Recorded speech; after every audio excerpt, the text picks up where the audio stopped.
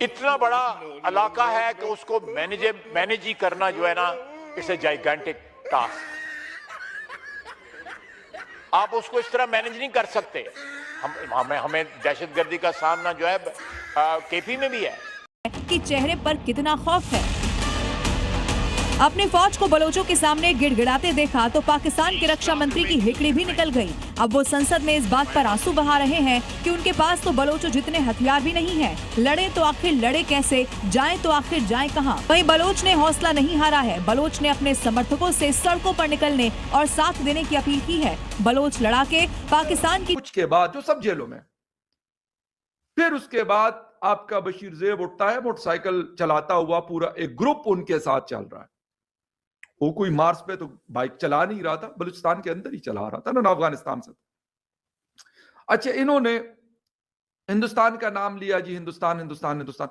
आज नया एडिशन हुआ है जी, अफगानी भी साथ थे इन हमलों में, अफगानिस्तान के लोग भी थे और इसके हैंडलर्स और पाकिस्तान की तरफ से इस माहौल के अंदर जिसमें हम एग्जिस्ट करते हैं। तो आज आके काम आपके पास क्या है? आपने सरहदों पर रोकना है उनको। आपने जो आपके बीच में काली भेड़ें हैं उनको वहां से एलिमिनेट करना है। आपने ये जो वहां से प्लानिंग से लेके यहां तक पहुंचे हैं, इस रस्तों को चेक करना है कि किस तरीके से पहुंच के वो कौन लोग थे जो कि उनको लेके आए या जिन्होंने इनको पनाह दी। क्यों as far as Taliban oblique Afghanistan is concern, पिछले अगर 20 सालों को इवेलुएट किया जाए तो मुझे लगता है आपका क्लेम ज्यादा था कि हमारा है हमारा है हमारा है। आपका क्लेम हमारे मुसलमान भाई हैं, इस्लाम भाई हैं, ये भाई हैं, पता नहीं कौन से भाई हैं, और ले देकर कोई 9 तो इसमें सिफरें हैं। अब आप गिन लीजिए सर, महीने के 120 अरब और साल के 1450 अरब। क्योंकि जब हमने ये फैक्ट सुना तो हम भी हैरान थे।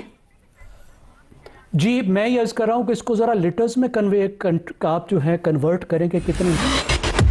दोस्तों, पाकिस्तान का कटपगला डिफेंस मिनिस्टर शायद लगता है पूरी तरीका से पागल हो गया है। और ये बात मैं नहीं कह रहा, ये पाकिस्तान के लोग खुद कह रहे हैं। एक तो इसने संसद के अंदर खड़े होकर कहा है कि हमारी कौम जज्बे वाली कौम है और हमारी आर्मी दुनिया की नंबर 1 आर्मी है, कोई इसके सामने नहीं टिक सकता। पर बलूचिस्तान की जब बात आई तो इसका कहना था कि वो इलाका ही इतना बड़ा है कि बलूचिस्तान की सुरक्षा अकेले हमारी आर्मी नहीं कर सकती है। और उसके बाद इसका कहना था कि बलूचिस्तान लिबरेशन आर्मी के जो फाइटर हैं उनके पास 20-20 लाख की बंदूकें हैं, एक से बढ़कर एक हथियार हैं जो कि हमारी सेना के पास भी नहीं है। अब इसी को लेकर पाकिस्तान की जनता ने ही इसको धोया है कि हमने उनके वीडियो देखे हैं, वो नॉर्मल से पहनावे में एक 70 सीसी की मोटरसाइकिल के ऊपर आते हैं और आकर पाकिस्तानी सेना का भूत बना के चले जाते हैं। और तुम कह रहे हो कि उनके पास एडवांस हथियार हैं। मतलब वीडियो में जो दिखाई दे रहा है, इसका कहना है उसको मत मानो।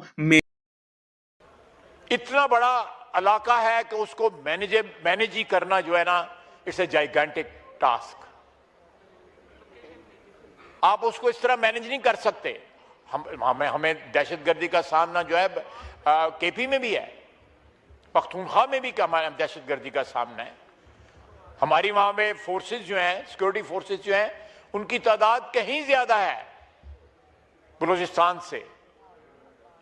उसकी ज्योग्राफी जो है वो कवर उस तरह नहीं हो सकती जिस तरह पंजाब या सिंध या पख्तूनख्वा की हो सकती है।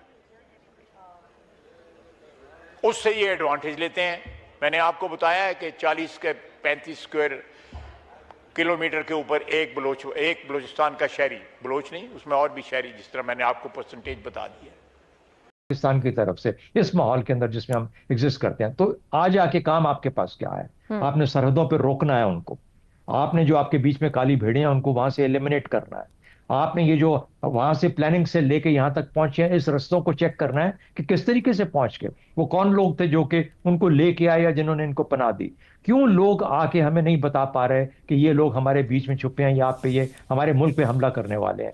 वो लोग जो कि पाकिस्तान के मुहिब वतन हैं, जो बेशुमार सारे बलोच हैं जो पाकिस्तान में रहते हैं, उनको हिम्मत ताकत देनी है, उन तक पहुंचना है, उनकी दादरसी करनी है, उनको उनके साथ हमदर्दी शो करनी है। जिस तरीके से आपने अपने इब्तिदाइये में बड़ा खूब कहा, ये सिर्फ एक जंगजुआना कदम नहीं है कि हमने सिर्फ जंग ही करनी है। वो अपाज कर लेंगी जहां जहां बैठी हैं, लेकिन उन लोगों को जो कि पाकिस्तान के हक में पिछले 78 साल से बैठे हैं इस उम्मीद के साथ कि पाकिस्तान ही उनका मुल्क है, उन तक पहुंचना हमारे MPs MNAs हुकूमतों का सूबे की हुकूमत का वहां तक। अब सूबे का जो शहजाद साहब मैं आपके कमेंट चाहूंगी, जो मैंने ख्वाजा आसिफ साहब की बात शेयर की है वो बहुत ही एक शॉकिंग फैक्ट भी है कि अगर इन लोगों को 4 अरब खालिस मुनाफा रोजाना की तेल की सूरत में, मुनाफे की सूरत में मिल रहा है, 4 अरब कहने वाली बात है, और साथ ही वो कह रहे हैं ब्यूरोक्रेसी और जराइम पेशा अनासिर का गठजोड़ है।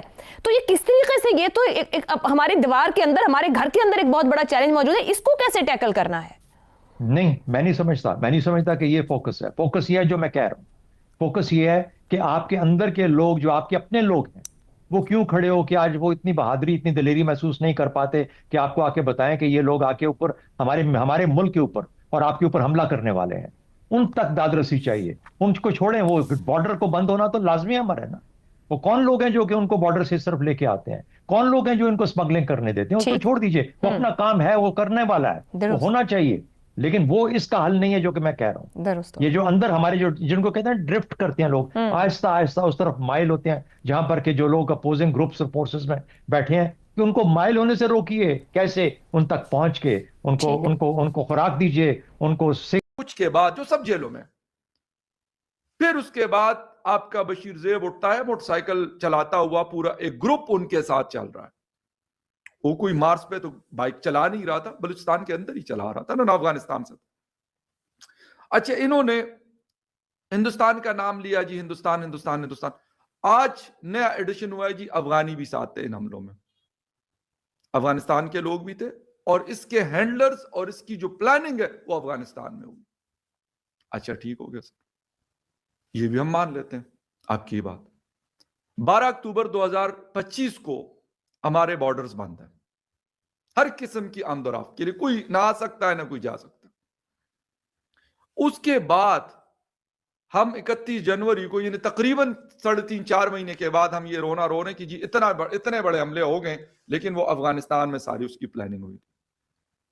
खैबर पख्तूनख्वा में कुछ होता है, कहते पीटीआई वाले क्या कर रहे हैं जी, वो तो सिर्फ ये करते हैं कि इमरान खान के पीछे लगे हैं कि यार उनको हमने जेल से निकलवाना, और तो कुछ करते ही वो नहीं। तो सरफराज बुगटी तो ना इमरान खान को छुड़ाने के लिए जाते हैं, ना वो जल से जलूस करते हैं, ना सरफराज बुगटी साहब कुछ और करते हैं। आके इस्लामाबाद में जिसे कहते हैं कि प्रेस कॉन्फ्रेंसेस कर देते हैं, या क्वेटा के अंदर कोई एक आध प्रेस कॉन्फ्रेंस कर देते हैं, या ट्विटर पे कोई बयान जारी कर लेते हैं। तो वहां पे क्यों नहीं हालात कंट्रोल? चलो यहां तो हमने मान लिया, ना सुहेल आफरीदी कोई कैपेबिलिटीज है उनके पास, ना कोई, मतलब नालायक आदमी है मैं ये कहूंगा, ना गंडापुर कोई लायक आदमी थे, ना पीटीआई वाला कोई लायक उनमें से है कि वो हुकूमत चला सके। बस हमारे खैबर पख्तूनख्वा के लोग पता नहीं क्यों वोट देते हैं उनको, और वोट भी ऐसे देते हैं कि झाड़ू फेर देते हैं बाकी पार्टियों के ऊपर। तो वो तो चले नहीं है काबिल, वो तो उनके पास तो ना कोई क्षमता है ना कुछ और है उनके पास। ये तो काबिल लोग हैं ना, सरफराज बुगटी तो पाकिस्तान पीपल्स पार्टी का है, उसके